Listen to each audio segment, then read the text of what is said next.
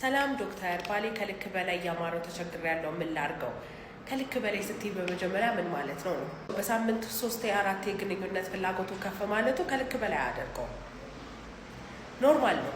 የነሱ ከልክ በላይ የሚመስለን የኛ የግንኙነት ፍላጎታችን ያን ያክል ከፍ የሚል ስላልሆነ ነው። ባሎች ግዴታ ከፍ ባለ ቁጥር ሚስቴ ግንኙነት እንድታደርግ ፈልጋለሁ ማለትም ትክክል አይደለም። ሴቶች ደግሞ የግንኙነት ፍላጎታችን ከሌለ ባሌ ስለፈለገ ብቻ ፐርፎርም አላደርግ የሚባል ነገር አይደለም። ስለዚህ ማጣጣም አለባችሁ።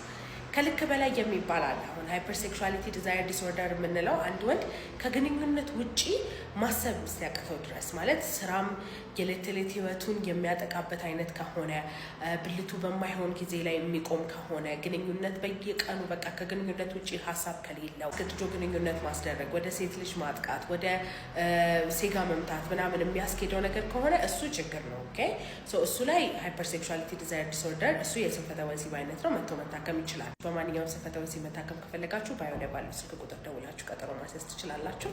ባይ ባይ። ለሚስቶች የሚሰጥ ምክር ፓርት 3 የመጀመሪያ ዙር ቶሎ መጨረሱ አይቀርም። የምትደነግጭበት ወይም የምትቆጭበት ወይም የማይሆን ነገር ነው በቃ ይሄ ነገር ስንፈተ ወሲብ አለበት የምትይበት አይደለም። አይኖ አንቺ ሳትጨርሺ ሲጨርስ ማለት ነው ሊከፋሽ ይችላል። እርካታ ደረጃ ሳትደርሺ ሲቆምብሽ በጣም ሊከፋሽ ይችላል። ግን እሱን ደግሞ ክፋት ንግግር ስትናገሩ ጭንቅላቱ ላይ የሚቀር ነገር ይኖራል። ስለዚህ እሱን መናገር የለብሽም። ከዛ በኋላ ደግሞ ከዚህ በኋላ ግንኙነት አላደርግም ብለሽ የምትተኝበት ነገር አይደለም። ኦኬ ሶ የመጀመሪያ ዙር ቶሎ ከጨረሰ በኋላ ለሁለተኛ ዙር ትንሽ ደቂቃ ቆይቶ ይዘጋጃል። እሱን ግንኙነት ድባቡን አስከትሎ ሁለተኛ ዙር ደግሞ መቆየት ይቆያል ማለት ነው። መጀመሪያ ዙርን አልፎ ሁለተኛ ዙርም ሶስተኛ ዙርም ግንኙነት ብትደግሙና አሁንም ቶሎ የሚጨርስ ከሆነ የዛኔ ቶሎ መጨረስ አለበት ማለት ነው። ስለዚህ ነርቭ ላይ ሆርሞን ላይ ያሉ ችግሮች ሊኖሩ ይችላሉ። መጥቶ መታከም ትችላል። ወንዶች ይህንን ነገር ለሚስቶቻችሁ ሼር አድርጎ እናንተ ደግሞ ቶሎ መጨረስ ካለባችሁና መታከም ከፈለጋችሁ ባዮ ላይ ባለው ስልክ ቁጥር ደውላችሁ ቀጠሮ ማስያዝ ትችላላችሁ።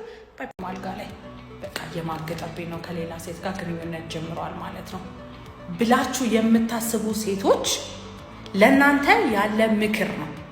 ፓርት 5 ስንፈተ ወሲብ የመማገጥ ወይም ቺት የማድረግ ምልክት አይደለም። ብልቱ ስለተልፈሰፈሰ ቶሎ ስለጨረሰ ዘግይቶ ስለጨረሰ ፍላጎት ስለሌለው እየማገጠብሽ ነው ከሌላ ሴት ጋር ግንኙነት ጀምሯል ማለት አይደለም። ስንፈተ ወሲብ የሚመጣበት አካላዊና ስነልቦናዊ የሆኑ ነገሮች ናቸው። አንድ ወንድ በህይወት ውስጥ በፋይናንስ ጉዳይ፣ ፋሚሊ በማስተዳደር ጉዳይ፣ በራሱ ጭንቀቶች ብዙ በማህበረሰባችን ኖቲስ